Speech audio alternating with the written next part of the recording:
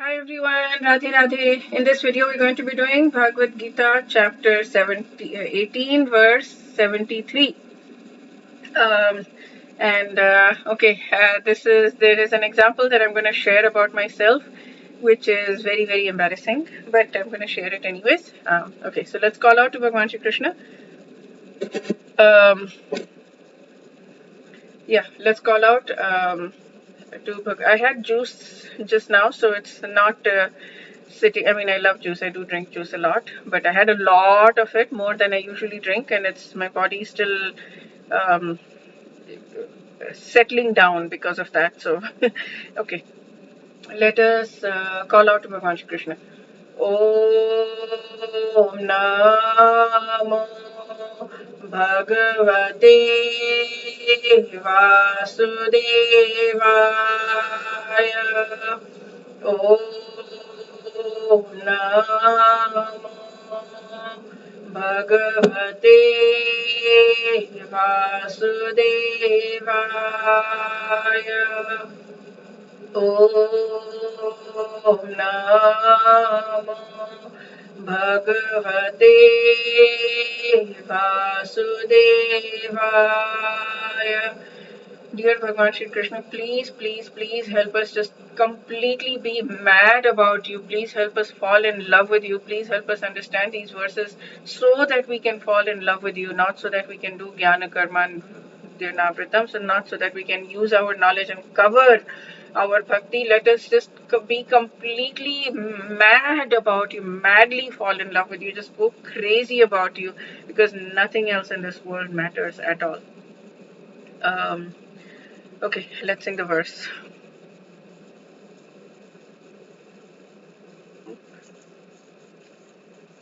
You there? Okay, you're there. Okay. Nashto moha smriti labdha tvat prasadan maya chuta sthitosmi gata sandeha karishye vachanam tava. Arjuna Vacha. Arjun is saying now, Bhagwan was saying, he in the previous verse he asked, he's after all of that, where Gita is about to end, and Bhagwan Shri Krishna asked, now I've explained everything to you. Do you understand everything? Do you need me to repeat anything, any part of it, the whole thing, whatever? He didn't say those words, but those were the commentaries. Do you understand? This is what a teacher is. Like when a teacher explains to a student, he asks at the end of the student, did you actually understand what I said? Is there any confusion still? Is there anything that you need to know? And then now Arjuna is saying, he's responding, he's saying, my dear Krishna, oh infallible one. He's using Krishna here, is it? Achyuta. Okay, he's calling him Achyuta, oh infallible Krishna. Okay. My dear Achyuta, my illusion is now gone. I have regained my memory by your mercy. I am now firm and free of doubt, and am prepared to act according to your instructions. Now, this is the turning point, the last turning point of the Gita, where I'm guessing, I don't know what's coming in the future, but now Arjuna is saying, okay, I get it, I understand, I'm going to get up and I'm going to fight. I agree. I not agree. I understand what you've been trying to explain to me, and I am there now. I have arrived there. Thank you. Thanks to your mercy. Thanks to your explanation. Thanks to your teachings. So, so this is where there was a friend also who had told me about this, and this is what Prabhupada has written, and I think this is really good. We are either serving God or we are serving Maya. Basically, at all points in time, all human beings are serving someone or the other. This is what a friend had told me, and she had heard it from someone, and I think probably it came from Prabhupada. We are always serving someone. When we are married, we are serving the spouse, we're serving the kids. Even if we're not married, even if we're living alone, we're serving somebody at a job. When we have pets, we're serving the pets. when we're we're always serving somebody or the other. That is the nature of human beings. We want to be loved, absolutely, but this is something I came to before coming to Krishna consciousness. So it's so powerful for me because it's not coming only from like the words of God. It's coming from before that. It's coming from the words of God, but from within me it's coming from the word of God, that our nature is to want to give love more than it is to need to receive love. We need to give love, and we are always doing that, even if not love. I mean, that particular insight was about love, but it's not just love, it is the nature to serve. We are always doing something or the other, whether we're doing it for a job or whether we're doing it for people with around us, family, that we're doing, taking care of parents, kids, spouses, relatives, other relatives, friends. Whatever we're doing things for pets. We're doing things for others. Our nature is to serve. So we can either serve Krishna or we can serve Maya. That's it. We have to be serving one or the other.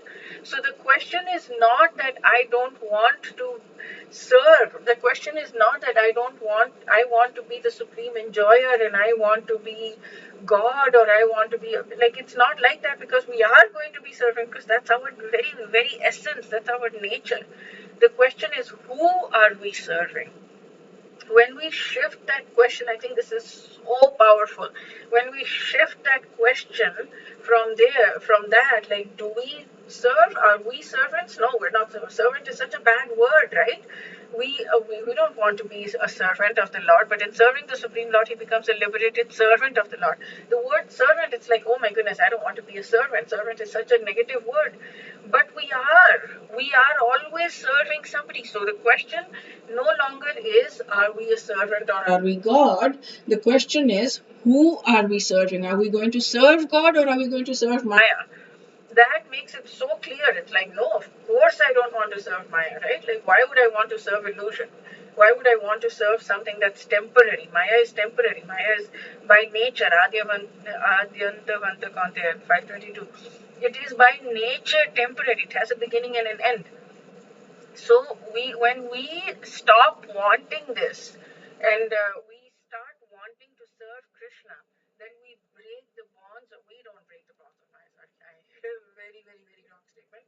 We um, start to attract the mercy of Krishna so that he can break the bonds for us, because we cannot. These bonds are so strong.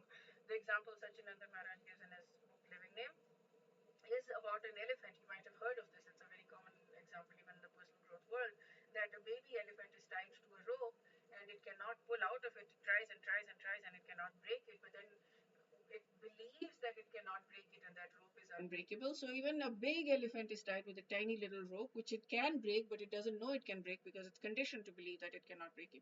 This is how we are with the Maya. We just cannot. But actually, the thing is, the Maya, that example, now I'm confusing myself.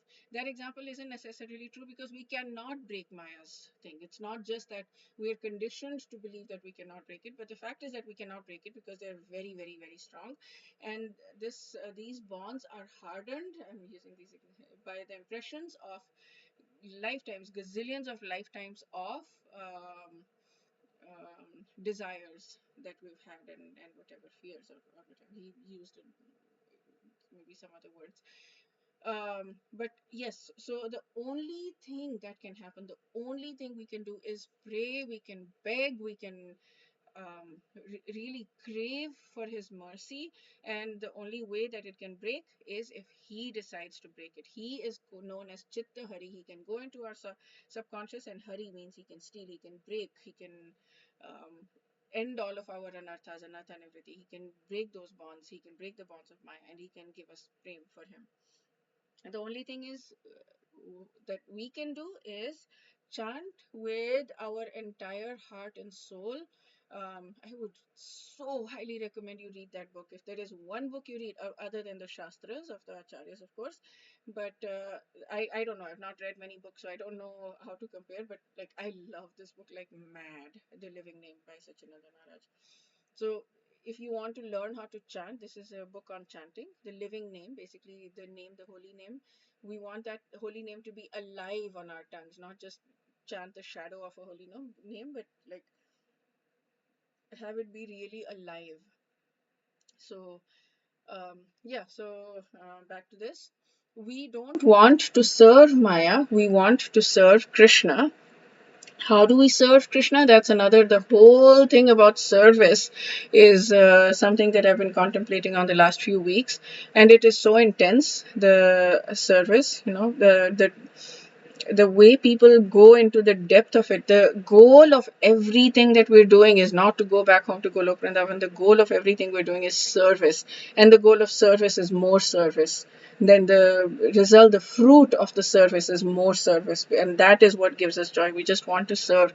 And when we can get into that mindset, then we start to love. The thing shifts, the energy and the vibration within us shifts, so that it shifts towards love, and it takes us away from this um,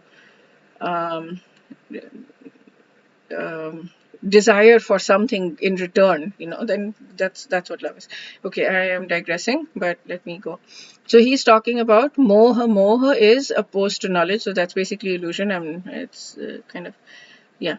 And when we read Bhagavad Gita, then we become free from all illusion, or Arjun became free from all illusion. And that's it. That's really, really good commentary. At the outset, Arjun was faced, in the beginning, he didn't know what to do. He didn't want to fight. He just sat down, he put down his weapons. He's like, I cannot fight. I cannot do this. And now he is saying, he adds, Tvat prasadam. Prasadan Maya Chitta. So he's saying, oh Krishna, it was not just your lecture, but your grace. I'm laughing at the word lecture. It was not your words, but your grace that dispelled my ignorance. O infallible one, by your grace, O Achyuta, by your grace, my illusion has been dispelled. I am situated in knowledge, I am free from doubts, and I shall act according to your instructions. So, material knowledge does not require grace. We go to school, we pay, we learn, we get it, right? But here, Bhagavad Gita cannot be learned with pride. It cannot be like, I am intelligent, I am going to figure this out. It cannot be learned like that. We're not going to get it. It is Krishna's mercy that he bestows that understanding onto us so that we can actually understand. We have to attract Sri Krishna's grace with an attitude of faith and loving surrender. Then we will know the purport of Bhagavad Gita by his grace. Yeah. Okay, so that's it for this verse. We'll do chapter 18, verse 74 in the next video. Wish you a day filled with tons and tons and tons of Bhagwan Sri Krishna's grace and mercy. Radhe Radhe.